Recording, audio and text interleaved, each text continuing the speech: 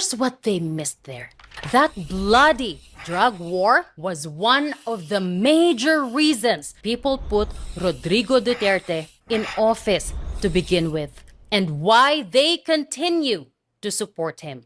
The guy's popularity peaked at 91%, the highest in the country's history, and ended his term in 2022 with 87%, the highest approval rating in the country and in the world that time. But that drug war, in my opinion, was not even the most disruptive and transformative of his initiatives. That's not even why he is in The Hague right now. To me, the most consequential of his policies and the reason he is in The Hague right now is because of the war he launched against the CPP, NPA, NDF.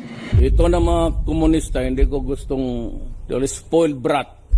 Akala mo sila yung nasa gobyerno kung mag-make ng demands. Kaya ako, pinatay nila yung during, sabi nila February 10, wala pang February 10, pinagpapatay na nila yung mga sundalo ko pati pulis, ay anak na. Wala na, sige, gira tayo. Then peace is not possible during our generation. I'm sorry. I'm not about to talk to them again. The passage of the Anti-Terrorism Act of 2020 and the creation of the National Task Force to End Local Communist Armed Conflict, or the NTF-ELCAC, through EO70. With 3 years left in his term, a potentially damaging outcome of the Supreme Court review of the 2025 GAA, or the national budget, finally putting an end to the longest-running communist insurgency in the whole world, and attaining inclusive and sustainable peace is the only way Bongbong can save the Marcos name for his sake and his late father's, and create a legacy far bigger and enduring than what the drug war did to the Duterte name. Brace yourself, guys. This is gonna be the longest and most informative PGMN episode, maybe of all time. Leila de Lima. Maaari niyong isalba ang bansang ito mula sa isang kriminal na pangulo sa pamamagitan ng pagdeklara na dahil sa kanyang kriminal na pag-iisip ay wala siyang kakayahan na gampanan ang mga katungkulan ng isang pangulo.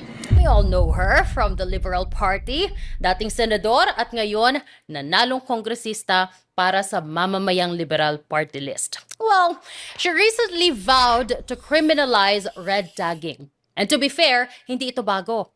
Nung siya ay senador sa 18th Congress, she filed Senate Bill 2121 na naglalayong i-define at gawing krimen ang red tagging, at sabi sa bill, ang red tagging ay yung pag-label, pagtawag o pag-portray sa mga individual, grupo o organisasyon bilang state enemies, subversives, mga komunista o terorista.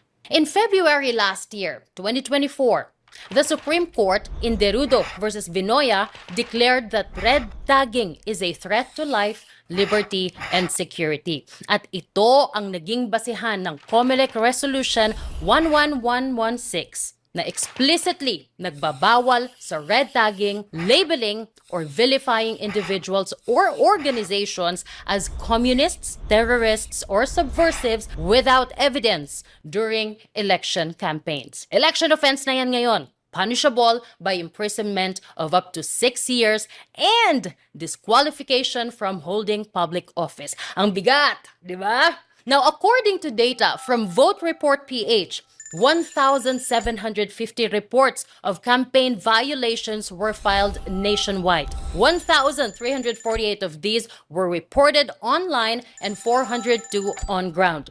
99.63% of the online reports were red tagging related. 0.22% lang ang black propaganda o disinformation. On ground, 47.26% were about red tagging and only 10.20% were about black propaganda or disinformation. Nagkaroon ng bagong category. As expected, ang daming reports that came from the Makabayan Block. It actually hurt our campaign dahil nakita naman natin how the resources of the government, how agencies like the National Defense, the PNP, the DILG, and other agencies of the government were being used to red tag, to red bait the Makabayan Block. Represented by lawyers from the National Union of People's Lawyers o NUPL, their allies and their supporters. In fact, sinisisi nila ang red tagging, kaya daw konti na lang ang boto sa Makabayan Block at eventually, 2 lang ang seats na nakuha nila sa Kongreso. Do I agree with them? Hell yeah! Do I feel bad for them?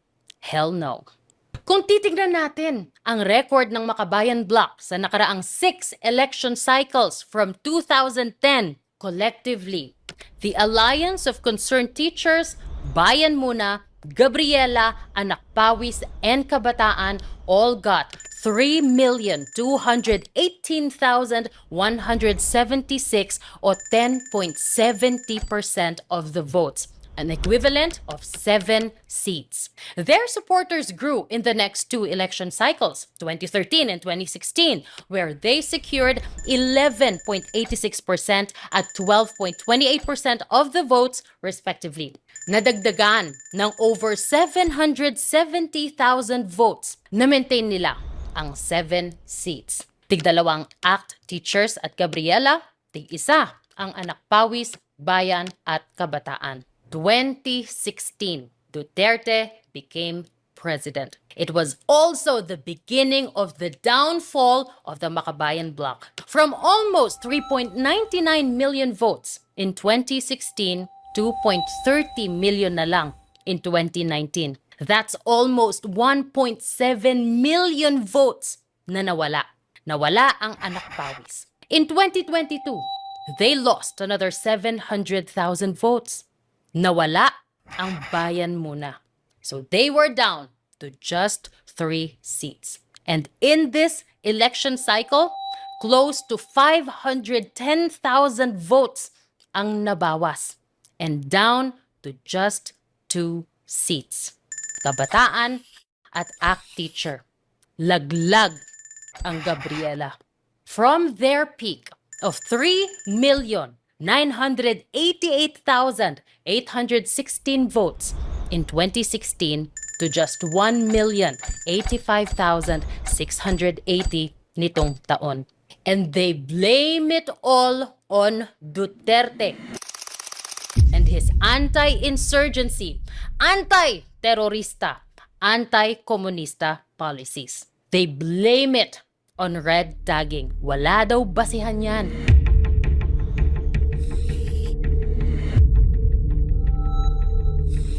And it cannot be denied that his call for armed revolution to attain social justice and national liberation continues to resonate with the current generation of Filipino, signifying that government has failed to address the social injustice that drives our people to take up arms. Ang tanong ko po, bakit hindi nyo nalang po diretsahang kundinahin ang CPP-NPA? Alam niyo po, yung mga kasapi ng CPP-NPA, mga kapwa Pilipino katulad natin, naghahangad din ng kabutihan ng ating bayan. Maaaring hindi tayo sang-ayon sa paraan ng kanilang pakikipaglaban. Kung ugat, kung bakit sila lumalaban ng pag-uusapan, tingin ko we have more in common than we have differences. Kaya para ho sa akin, dapat hindi sila tratuhin terorista, dapat hindi sila tratuhin kaaway.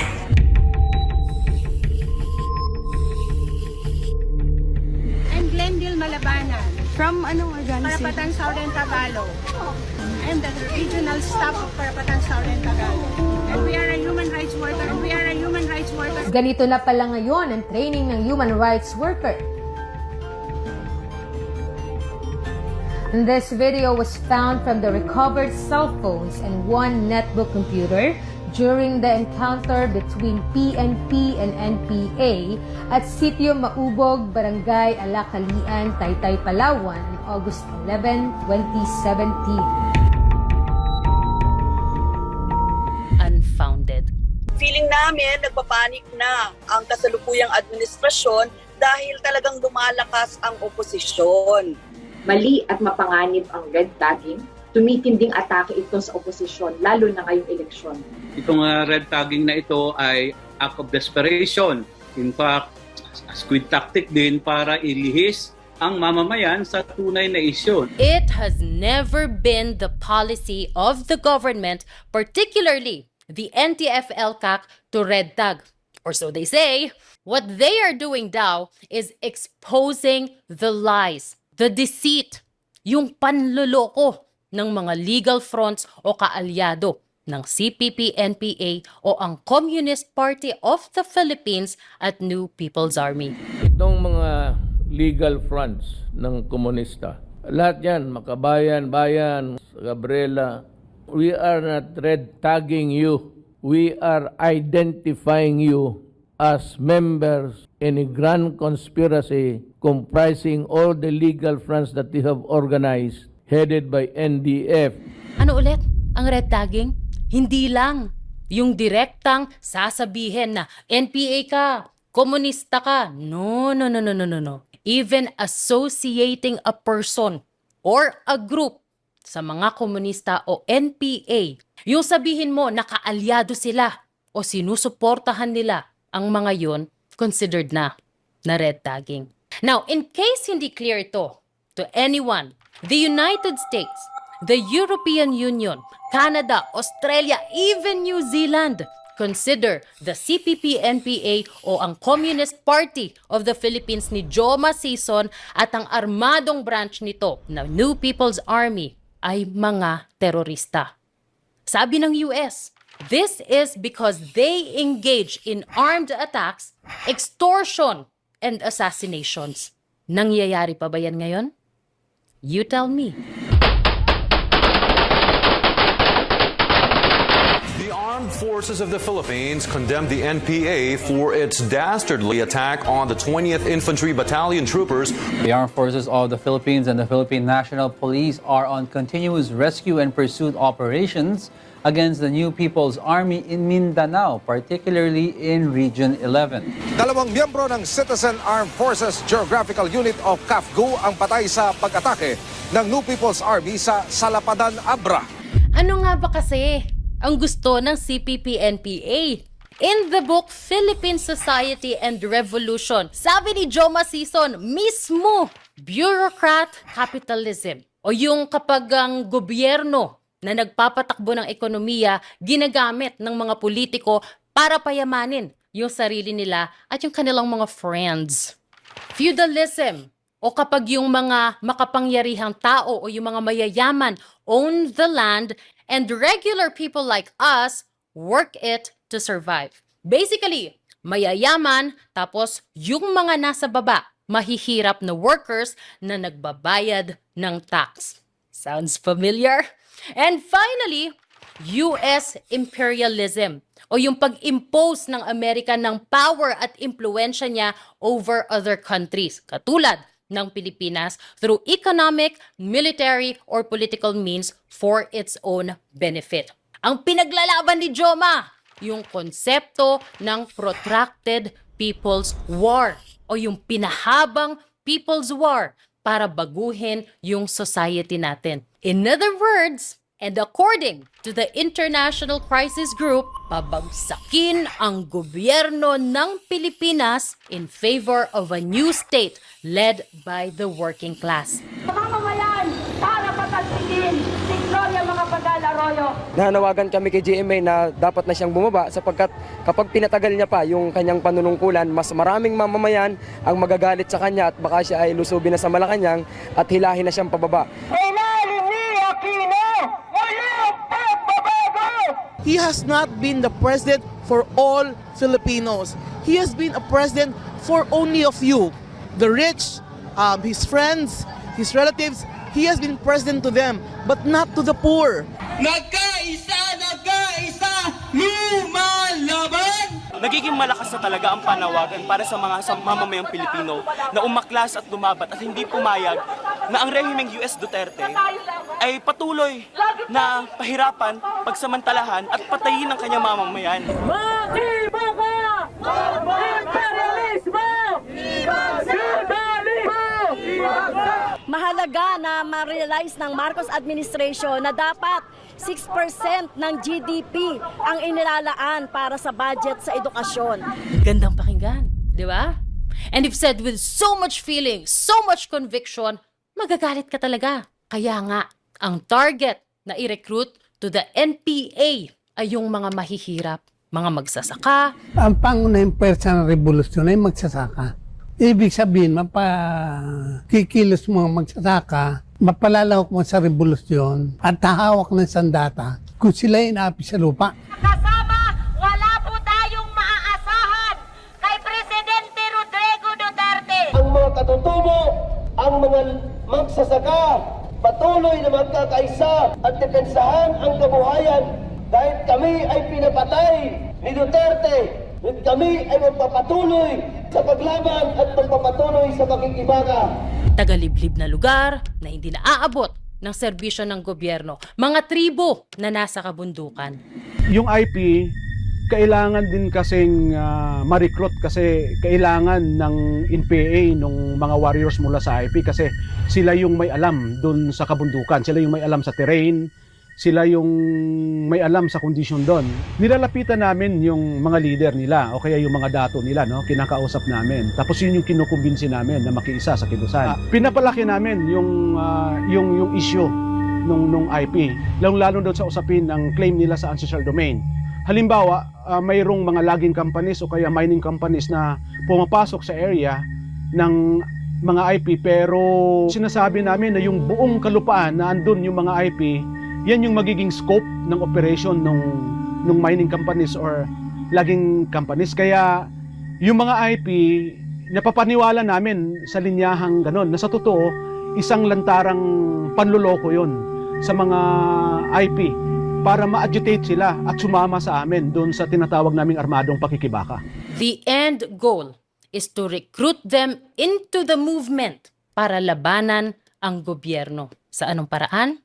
In February 1971, pinulong ni Joma yung CPP-NPA Central Committee members para pag-usapan na atakihin yung Manila Rally ng Liberal Party na lumalaban kay Marcos. Teorya ni Joma, we don't have to wait for these revolutionary leaps in the process of historical development. But we can create the situation ourselves. Maliit pa lang yung movement. So, how can we create that parang revolutionary tide? Yung elections, Nationalista versus Liberal Party. This was 1971. Anyway, sabi niya, the Liberal Party and the Nationalista Party are like two sides of the same coin. They are both parties of the elite. They are both parties of the ruling class, our enemy class. So kung pag-awayin natin to, it will benefit the revolution as a whole. Supposing may mangyaring incident sa yung meeting de avance ng isang partido, mag-aaway yung dalawa. So pag nag-aaway yung dalawang naghaharing uri na partido, it will weaken the ruling class as a whole and hasten their downfall.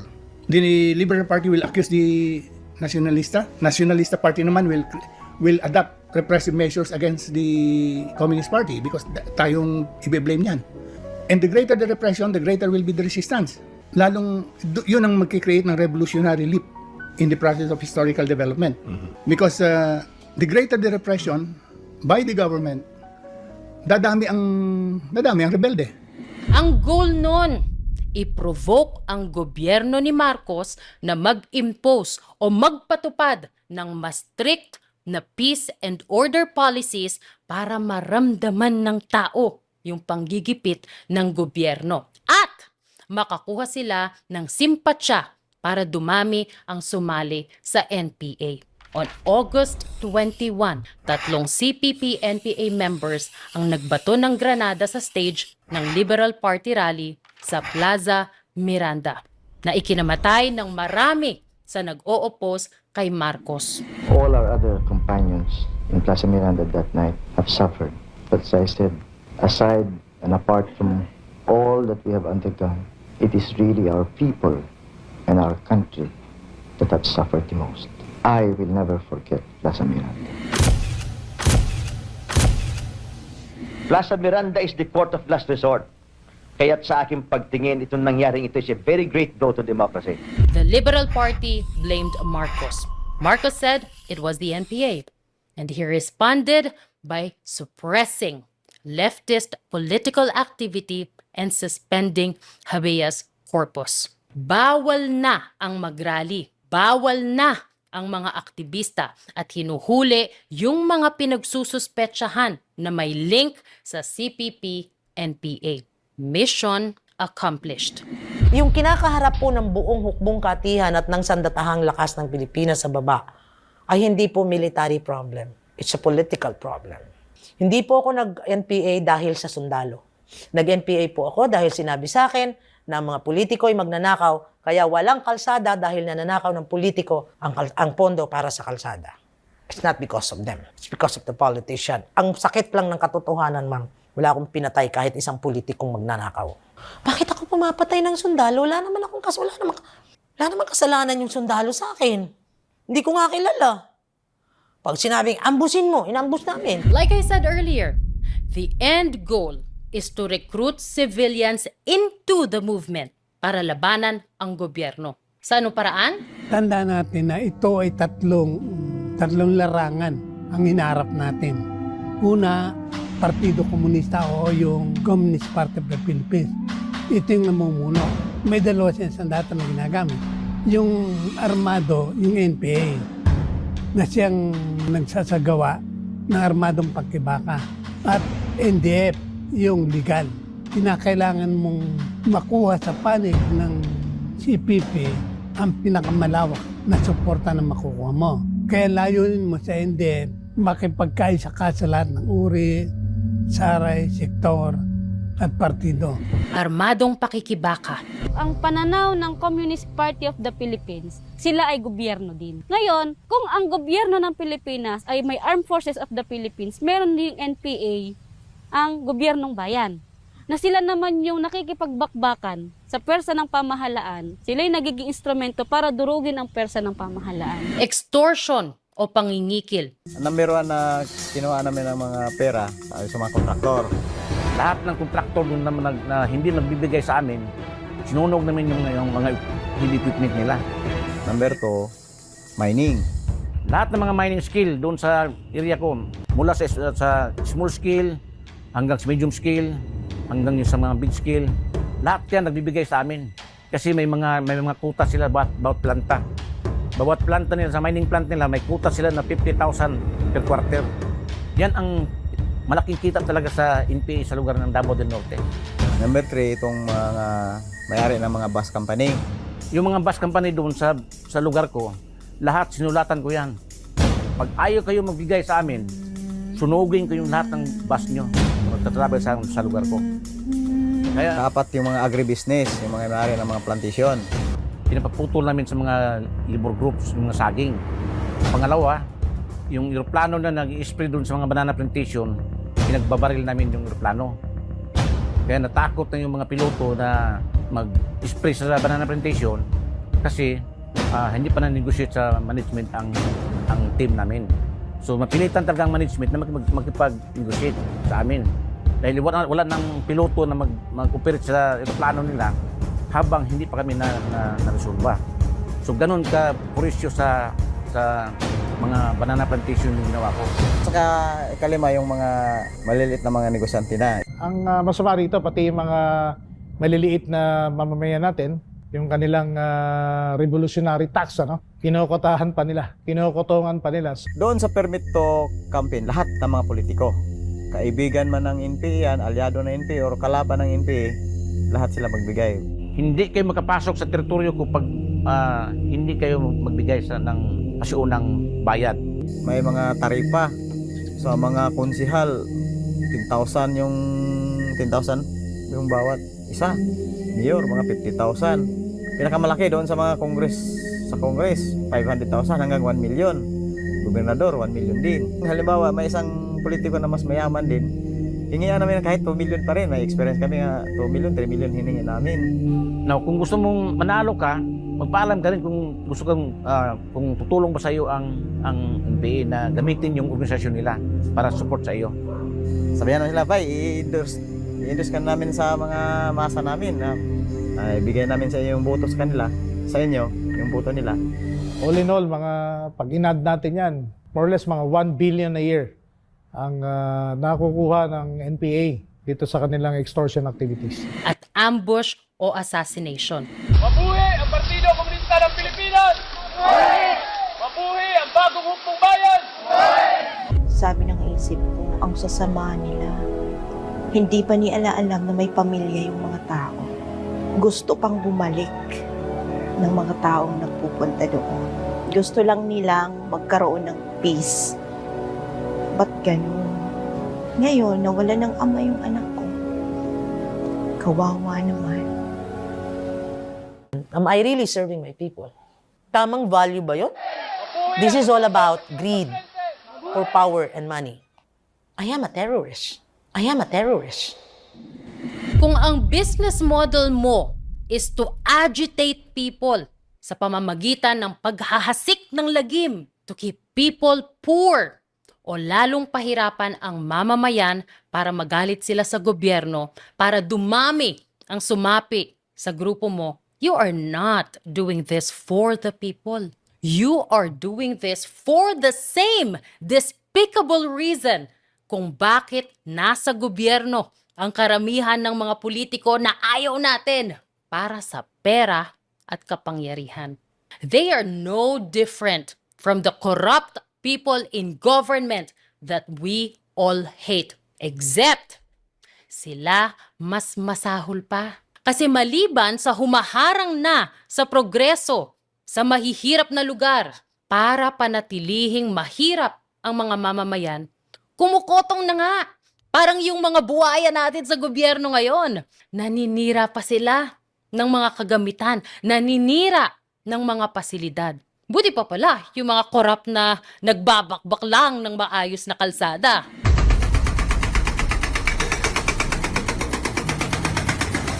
Di ba? Hindi lang yun.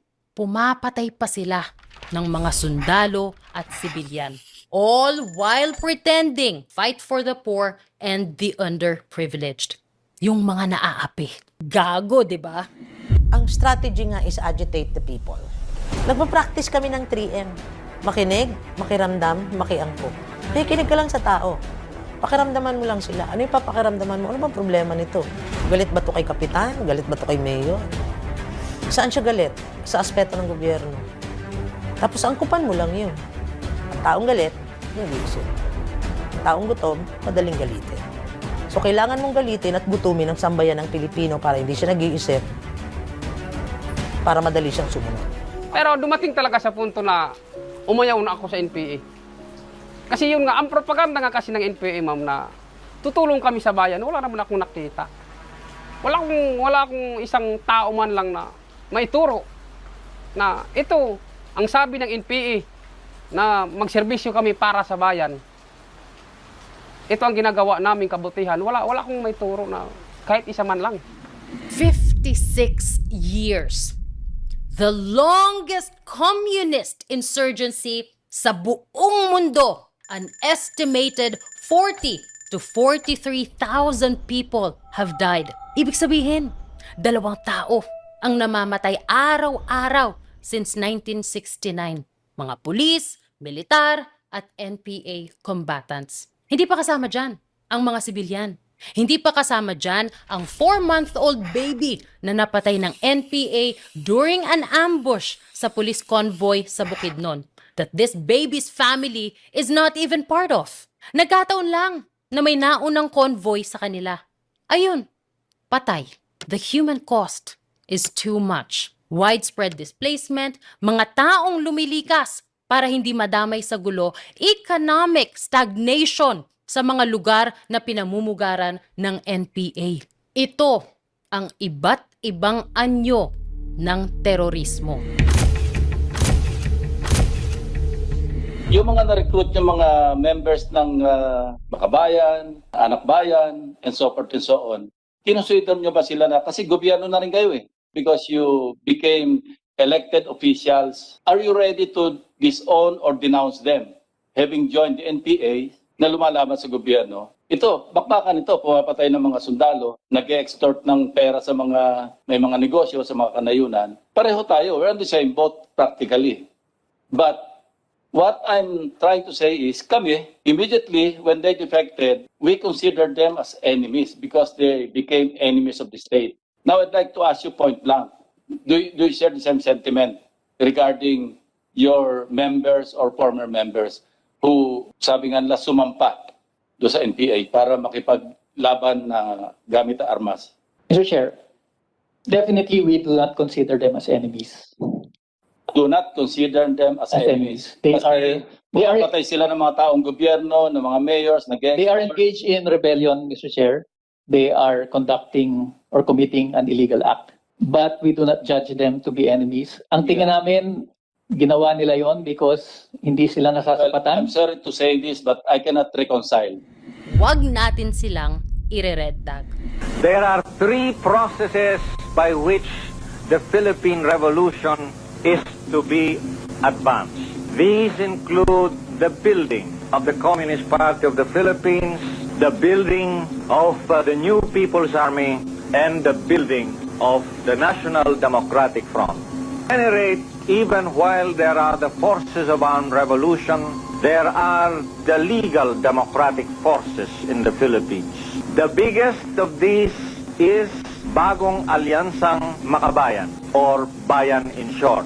Its biggest component organizations are Kilusang Mayo Uno, which is the labor center, the Pambansang Kilusang Magbubukid, which is the Kilusang Magbubukid ng Pilipinas or KMP, Gabriela, the Women's Alliance, League of Filipino Students, Alliance of Concerned Teachers, Gabriela at Alliance of Concerned Teachers. Huwag sila i-red tag. Pati ang bayan muna na binuo ng mga aktivista mula sa bagong alyansang makabayan na sinabi ni Joma Sison, huwag i-red tag. Ang anak pawis na electoral wing ng Kilusang Mayo Uno at ng Kilusang Mambubukid ng Pilipinas na pinangalanan din ni Joma Sison, huwag i-red tag. Ang Kabataan Party List na binuo ng mga aktivista mula sa League of Filipino Students at Anak Bayan na galing din sa League of Filipino Students na pinangalanan ni Joma Sison, wag i-red tag. It is yung red tagging. Pilit na ikinakaila ang koneksyon nila. So sa pamagitan ng legal na organisasyon, nakapagkukubli sila. Hindi basta mahuli. Pero ang mga tinamat yan, milyon-milyon. Taon-taon kumukuha sa gobyerno yan. Yan ang sinasabi nila sa pamagitan ng paglahok mo sa electoral struggle, nagiging lehitimo yung mga organisasyon mo. Ang NDF ay mahalagang ingredient to destabilize the government. Si Joma Sison mismo ang naglink sa mga grupo sa ilalim ng National Democratic Front sa CPP-NPA. Hindi yan nagsimula sa NTF-ELCAC. Hindi yan nagsimula kay Duterte. At hindi lang limited sa mga grupo na yan ang infiltration ng CPP-NPA. A CIA report from August 1986 mentioned yung iba't ibang grupo na either napasok ng CPP-NPA o parte ng network nito. These groups have mutated, they've evolved and expanded, but they are composed of the same people. The report even said that internationally, ang NDF maintains an extensive support network that generates propaganda and serves as a conduit for funding mula sa mga Pilipinong expat and doon sa mga sympathetic political groups. By sponsoring travel for NDF cadres, the International Commission also aids the flow of radical ideology pabalik sa Pilipinas. The CPP, International Solidarity Work, and the International League of People's Struggle come to mind. Naging source din ng income ng Kilusan yung IP kasi ginagawan ng pag-aaral yung sitwasyon ng mga IP at pagkatapos gumagawa kami ng project proposal at ipinapasa namin sa mga funding agencies abroad para mabigyan ng pondo yon. Halimbawa, pipicturean nila yung mga nitibo natin na walang eskwelahan tulad ng mga report na ito ngayon nandito sa NCIP report. Halimbawa, doon sa Mindanao, ibibigay nila yung litratong kunyari nag-aaral sa ilalim ng mangga, o walang klinik, o walang tubig na inumin, yun ang ipapakita nila sa Europe o sa Amerika. At ang kasunod nun ay pagkuha ng donasyon. So nakakakalap sila doon. Nung nasa loob pa po ako ng institution po kung saan ito po yung Rural Missionaries of the Philippines, ay nakakuha kami ng 32 million na budget from European Union. Pero in the previous year po nito, may nakakuha po kaming mga pera kung saan naabot ng 50 million, 100 million. Ganito kalaki yung perang natatanggap nila from donations. Very interesting. Remember yung sinabi ni Lola earlier na ito ay tungkol sa pagiging gahaman for power and money. Kung ang CPP-NPA pinipigilan ng progreso sa mga mahihirap na lugar para mas marami silang magalit na tao, ang NDF, according to former rebels, ay tagalikom naman ng impormasyon at pera. Sila ang taga-legitimize ng narrative na mahirap ang Pilipinas. Maraming human rights abuses sa Pilipinas. Mapangikil ang gobyerno ng Pilipinas. Walang press freedom. Walang freedom of expression. Pina-persecute ang opposition. And we need the international community to save us. Familiar, di ba? You think they care about any of those? You think they care about the regular Pilipino? Pinatay po yung papa ko dahil ayaw niyang kumampi, ayaw niyang makiisa sa rebelding grupo dahil alam niya yung intensyon, alam niya yung hindi magandang maidudulot ng rebelding grupo sa pagpasok na dahil gusto nilang sakupin ang aming ancestral domain dahil ginagamit po nila yung sitwasyon namin para makakuha ng funding sa ibang bansa. All of that is about money. Case in point, the Rural Missionaries of the Philippines. Ang daming nagtatanggol sa grupo na yan. Missionaries lang daw sila. Nagkakawang gawa lang daw sila. Bakit daw nire-red tag? Ayun, kahera nila na patunayan na tumatanggap ng donations. Mali, humihingi ng donations from foreign organizations at binibigay sa CPP, NPA at iba pang kaalyadong grupo. And that's not an isolated case. These CPP fronts exploit the most vulnerable sa ating community, not just to recruit them, but to use them to secure funding. Isa sa mga paulit-ulit na nauugnay sa CPP, NPA, NDF ay ang salugpungan schools o yung mga eskwelahan para sa mga IP communities. Originally, yung mga yan ay itinayo with the help of civil society groups para punuan yung gap na hindi nabibigay ng gobyerno. Pero ano nangyari eventually? Nagamit ang mga eskwelahan para ma-recruit ang mga kabataan into the NPA at nagamit ang mga IP bilang props sa rally. Yung isang NGO sa Europe, for a period of 10 years, ay nakapag-contribute siya ng 63 million euro. Dito rin namin nakita yung pondong pumupunta sa Rural Missionaries of the Philippines na umaabot ng mahigit na 100 million pesos. Sino ang Rural Missionaries of the Philippines?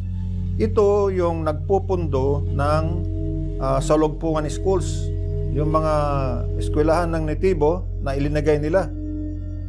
Dahil di ba sabi nila sa Europe walang eskwelahan, so naglagay sila ng eskwelahan. Pero anong itinuturo sa salugpungan? Ang tinuturo doon ay kung paano magrebelde, gumamit ng armas at mag-demonstrate doon sa mga syudad. Remember, may kinalaman sa salugpungan schools yung naging kaso ni Franz Castro ng ACT Teachers, tsaka ni Satur Ocampo noong 2018. Nahuli sa checkpoint na nagtatransport ng 14 lumad minors nang walang authorization sa mga magulang nila at ng eskwelahan. Sabi nung dalawa, nire-rescue daw yung mga bata kasi hinaharas ng paramilitary groups at ng militar na nagta-target ng lumad schools. Ewan ko kung saan nila balak dalhin, pero bakit hindi nila tinurn over sa mga magulang? Now, I don't know what happened to that case, but the two were eventually convicted of endangerment, not kidnapping. Of course, they want to convince us na sila yung mabait.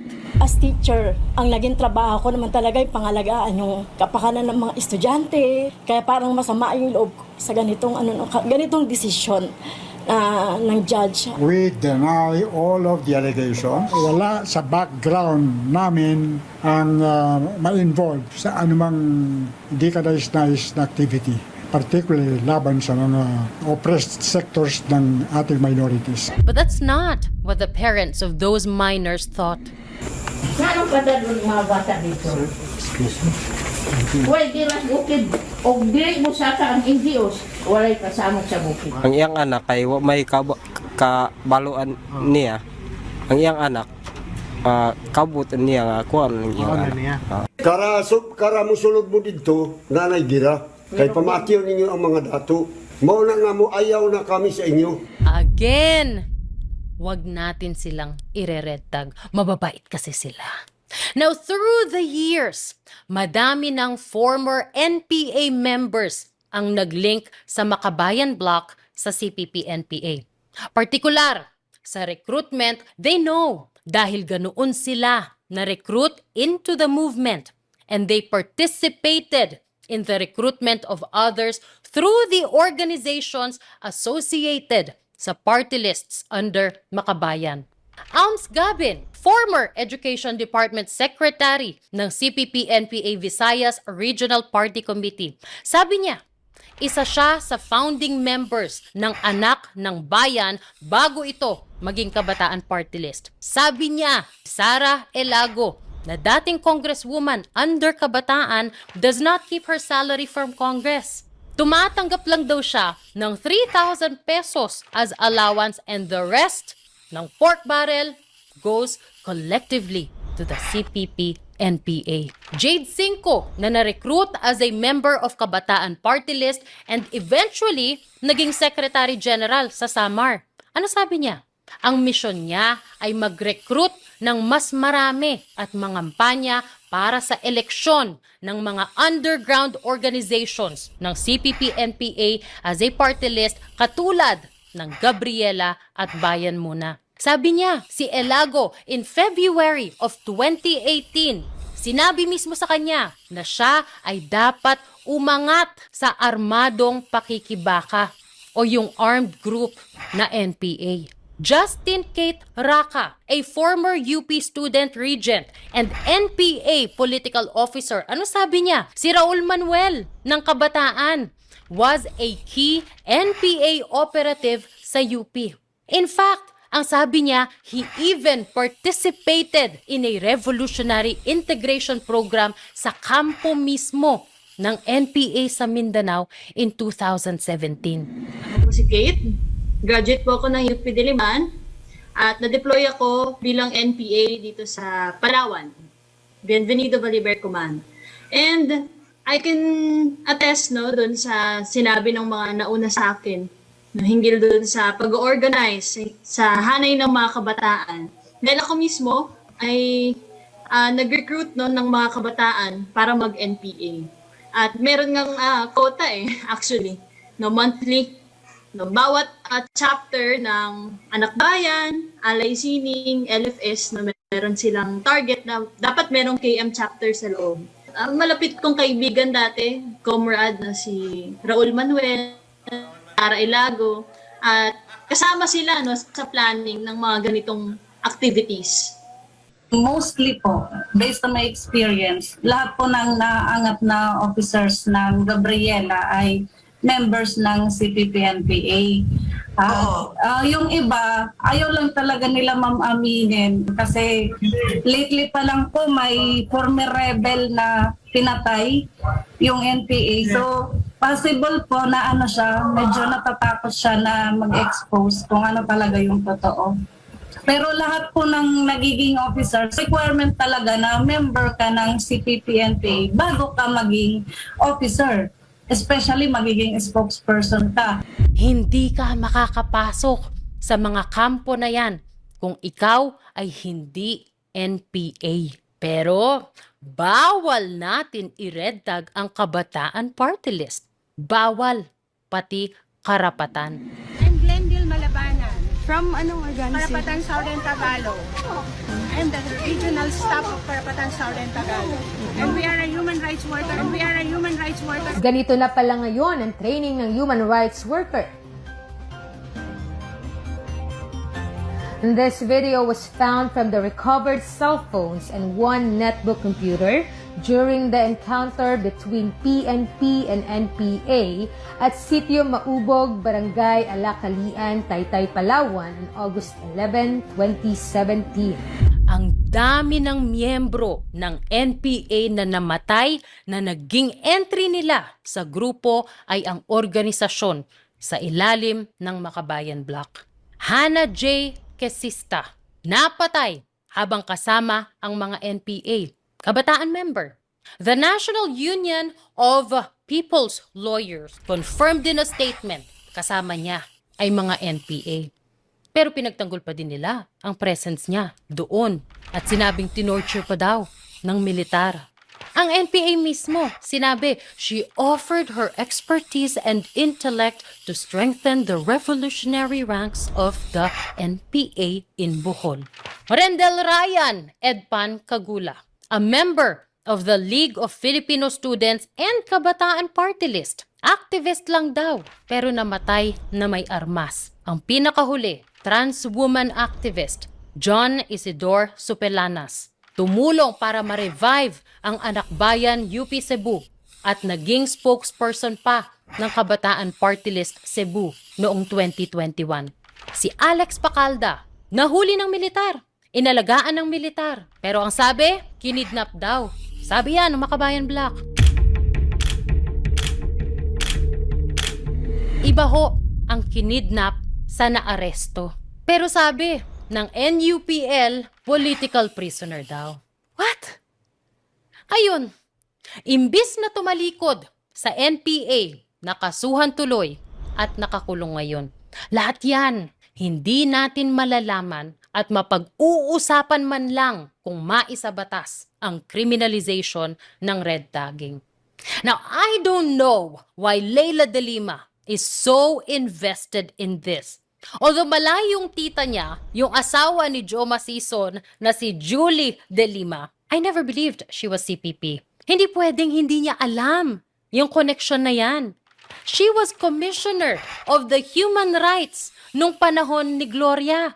Kaya nga mainit sa kanya, si retired General Jovito Palparan. Di ba? The butcher, according to the NPAs, dahil hinahunting sila. Now, I don't know what her real motivations are, but human rights cannot be it. If they really care, sana nag-react sila dun sa rape na sinabing nangyari sa kabataan. Wala ka nga narinig sa ibang Makabayan Block eh. Gabriela, wala. Nabasa niyo ba yung sinabi ng kabataan? Pinalayas lang, tinanggal lang sa kanilang grupo. Kung alam nila na may ganoong nangyari, at matagal nang nangyari 3 beses daw, bakit walang nag-report sa pulis? You think yan ang nag-iisang kaso ng rape sa loob ng organisasyon?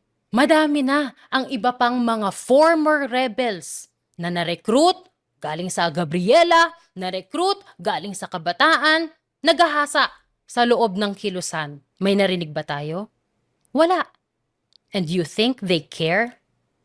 Dahil kung human rights sa konteksto ng communist insurgency ang pag-uusapan, hindi dapat mawala o baliwalain ang boses ng mga biktima at ng mga dating rebelde na nagsasabi ng kanilang karanasan, katulad ni Arian Jane Ramos.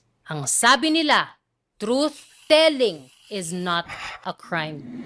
It is about national security. It is high time that the government will realize, will recognize na ito po ay hindi problema lang sa electioneering, hindi ito problema ng politika. Problema po ito ng sambayan ng Pilipino against the violence of the Communist Party of the Philippines. Siyempre, yung mga kaalyado ng mga terorista, magugustuhan talaga na gawing krimen ang red tagging. What's next? Buwagin ang NTF-ELCAC. In fact, nagsisimula na nga sila na gawin yan. Palabutin ang anti-terror law. implementasyon siya ng patakaran na isang tabi ang peace process, no, na sa aming paniniwala, no, bilang makabayan, ayun yung tanging paraan para sa mapayapa at pangmatagalang solusyon sa armed conflict. So habang nandyan po yung NTF-ELCAC, barado po ang landas na yan. Sa totoo lang naman, kung may peace talks in place, mawawala na po ng silbi ang NTF-ELCAC. Kung ang kapayapaan ay kayang maabot at makamit sa negotiating table sa pamamagitan ng isang political statement, bakit pa kakailanganin ang isang NTF-ELCAC?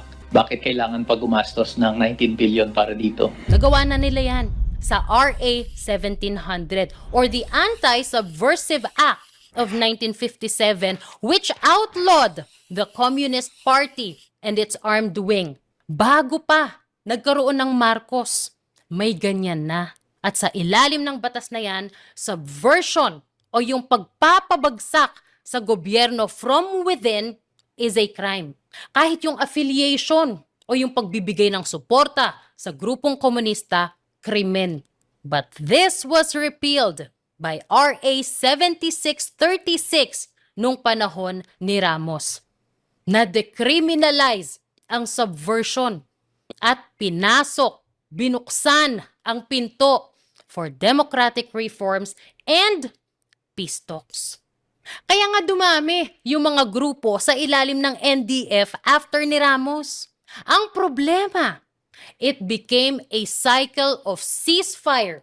Kunwari, for peace talks, tapos may aambushin. Ceasefire na naman for peace talks, pero nagre-replenish lang pala ng tao at gamit. Ambush ulit. We see that peace negotiations are another form of legal struggle, which is possible to be used by the revolutionary forces in order to advance the revolutionary armed struggle and the revolutionary mass movement.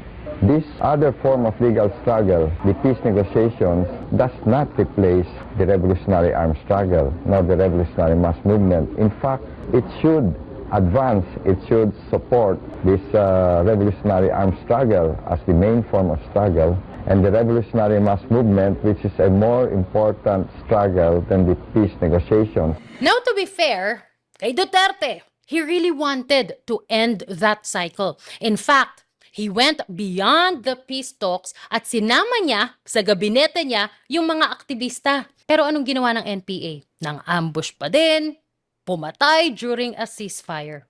Tapos, push ng push for peace talks pa rin ang Makabayan Bloc ngayon. Now, speaking of peace talks, what they are not telling you though is included in their list of demands sa CASER o yung Comprehensive Agreement on Social and Economic Reforms, at least noong 2018, ay ang i-demobilize ang militar. Pwede ba yun? Tapos dapat involved daw ang NPA and mass organizations sa pagpapatayo ng infrastructure at businesses. Samantalang ngayon, hinaharang nila ang mga infrastructure work, lalong-lalo na kapag hindi sila nabigyan ng revolutionary tax. I-share daw nila yung kanilang skills, yung knowledge at manpower nila. Di ba kalokohan yun? Dito nga nagsimulang mabuo ang NTF-ELCAC. At sino ang nakapirma bilang legal consultant ng National Democratic Front? Attorney Edre Olalia, head ng National Union of People's Lawyers. NUPL, the same organization na kinabibilangan, mataas pa nga ang posisyon niya, ni Attorney Chrissy Conti. Same organization na kasama ng Makabayan Bloc representatives na nagsampa ng mga reklamong red tagging sa COMELEC. Pero bawal i-red tag. Bawal questionin ang link o ties nila sa CPP-NPA. Kahit na palagi silang lawyer ng CPP-NPA cadres, mga rebelde na nahuhuli. May remedies naman sa red tagging. Mag-respond ka. Sabihin mo, hindi totoo. That in itself is a solution. May mga batas din tayo sa paninirang puri. Kasuhan mo. And if your life is in danger, may remedies din ang korte para dyan. Criminalizing it will only benefit the CPP, NPA, NDF.